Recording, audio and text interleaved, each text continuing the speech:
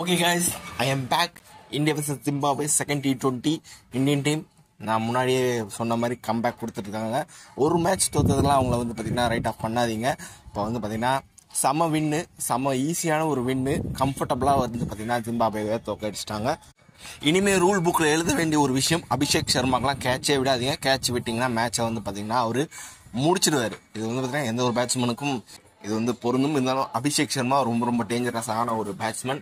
அதே மாதிரி தான் நேற்று அவருக்கு கேட்சை விட்டாங்க, அதோட மேட்சே விட்டாங்க ஜிம்பாப்வே. ஓகே, இந்த செகண்ட் T20 மேட்சை பொறுத்த வரைக்கும் ஃபர்ஸ்ட் இந்தியன் டீம் பேட்டிங் ஆடினாங்க. ஃபர்ஸ்ட் பேட்டிங் செஞ்ச இந்தியன் டீம் வந்து பார்த்தீங்கன்னா 234 ரன் அடிச்சிருந்தாங்க, 2 விக்கெட் இழப்புக்கு 20 ஓவரில். இந்தியன் டீமை பொறுத்த வரைக்கும் அபிஷேக் சர்மா ஒரு 100 ரன், அதுக்கப்புறம் ருத்ராஜ் கெய்க்வாட் 77 ரன், ரிங்கு சிங் ஃபைனலாக வந்து பார்த்தீங்கன்னா 48 ரன் அடிச்சிருந்தாரு. இந்தியன் டீம் பொறுத்த வரைக்கும் ஃபர்ஸ்ட் ஒரு 6 ஓவர் 8 ஓவர் கொஞ்சம் வந்து பார்த்தீங்கன்னா பொறுமையாக தான் விளையாண்டாங்க. அதுக்கப்புறம் அபிஷேக் சர்மாவோட கேட்சை விட்டாங்க. அதுக்கப்புறம் மேட்சோட மொமெண்டமே வந்து பார்த்தீங்கன்னா மாறிடுச்சு. எந்த ஜிம்பாப்வே போலர்ஸ்க்கு அகைன்ஸ்டாக வந்து பார்த்தீங்கன்னா அந்த 116 ரன் அடிக்க முடியலையோ, அதே ஜிம்பாப்வே போலர்ஸ்க்கு அகைன்ஸ்டாக வந்து பார்த்தீங்கன்னா 234 ரன் அடிச்சிருக்காங்க. இந்த மேட்ச்சில் கிட்டத்தட்ட வந்து பார்த்தீங்கன்னா டபுளாகவே அடிச்சிருக்காங்க.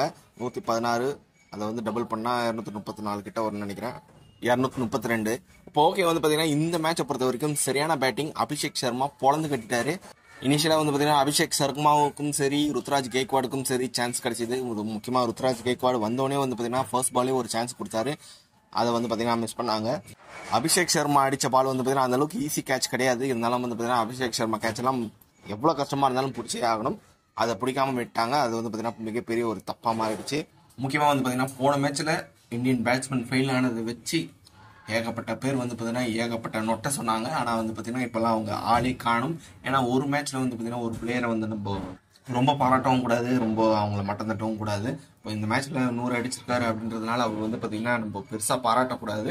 இருந்தாலும் அவர் அடித்ததை நம்ம வந்து பார்த்தீங்கன்னா அப்ரிஷியேட் பண்ணலாம்.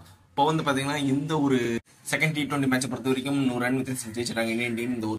இந்த சீரீஸை 1-1 அப்படின்ற மாதிரி ஆகிட்டாங்க. இந்தியன் டீம் போலிங் பொறுத்த வரைக்கும் முகேஷ் குமார் 3 விக்கெட், அதுக்கப்புறம் ஆவேஷ் கான் 3 விக்கெட், ரவி பிஷ்னாய் 2 விக்கெட் எடுத்திருந்தாங்க, வாஷிங்டன் சுந்தருக்கு 1 wicket. Overall easy win.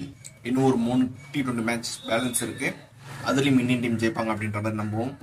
Okay, Abhishek சர்மாவோட innings எந்த அளவுக்கு என்ஜாய் பண்ணி பார்த்தீங்க, ருத்ராஜ் கெய்க்வாடோட அந்த இன்னிங்ஸ் நீங்க எந்த அளவுக்கு என்ஜாய் பண்ணி பார்த்தீங்க அப்படின்றதெல்லாம் வந்து கமெண்ட் பாக்ஸில் டைப் பண்ணுங்க. இந்த ஒரு இந்தியன் டீமோட வின் எந்த அளவுக்கு உங்களுக்கு வந்து பார்த்தீங்கன்னா சந்தோஷத்தை கொடுத்தது அப்படின்றதையும் கமெண்ட் பாக்ஸில் டைப் பண்ணுங்க. இந்த வீடியோ பிடிச்சிருந்தா லைக் பண்ணுங்க, ஷேர் பண்ணுங்க. நம்ம சேனலை மறக்காம சப்ஸ்கிரைப் பண்ணி வச்சுக்கோங்க.